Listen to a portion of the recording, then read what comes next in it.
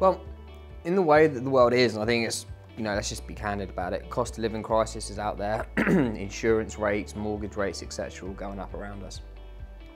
Three biggest mistakes we're seeing from business owners. Panic. They're letting panic set in. Now is not the time to panic. Now is the time to get even more structured than you've been before. Let's understand where the business is most profitable. What are the costs that you're going to incur? But do it from a facts and figures point of view. Do it from a factual point of view rather than a kind of a gut feeling. Gut feelings, there's no logic behind it. So keeping it logic. Quite often you see like the media, it's all driven on an emotional basis. We've got to bring that back to a logical basis and get things in the right structure so we can actually understand what impact is things like price rises having on the business. I did a LinkedIn post the other day actually around this and how to pass on price increases and the strategies behind that. But that's about bringing it back to logic rather than panicking. So the second element that we're seeing business owners make a lot of mistakes around at the moment or face challenges around at the moment is actually people. The world's been a challenging place with regards to recruitment, bringing new people in. And what we found is that's kind of pushed business owners to almost take the best of who shows up. Being more brutal about it, the best of a bad bunch.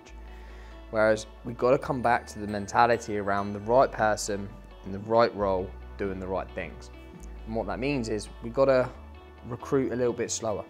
You've got to hire slower, making sure you've really found the right person and not rush that recruitment process. Because a challenge around rushing the recruitment process is quite often you put someone in place that doesn't fit the culture of the business. Yes, they may be able to perform, but quite often they don't fit the culture of the business. And that's super damaging.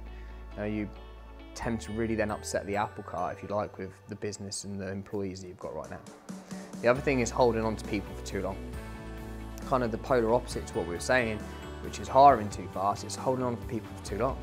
If they're not performing, or even more importantly, if they're having a negative impact on the culture of the business, then you've got to make that decision as a leader. You've got to step up, you've got to make those decisions because it's about protecting the rest of the business and the rest of your employees.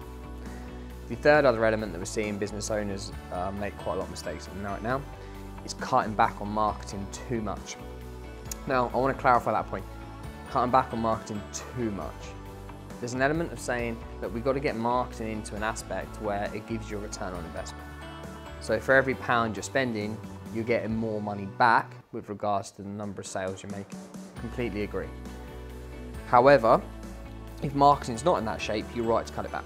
So if it's not giving us the return on investment we need, yeah, we should be cutting back. However, come back to my first point where business owners are going into that kind of panic mode. They're just cutting overhead. Now's not the time to just cut overhead. Excuse me, it's about being logical. Coming back to what I was saying earlier, around understanding what does give you the return on investment versus what doesn't. Because there's a massive opportunity out there right now. If you maintain your level of investment in marketing that works, your competitors are going to be cutting back.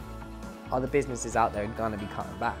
So actually there's a better opportunity to maintain the level of investment you're making, but making sure you're doing it on a return on investment basis, i.e. you're investing where it really works for you.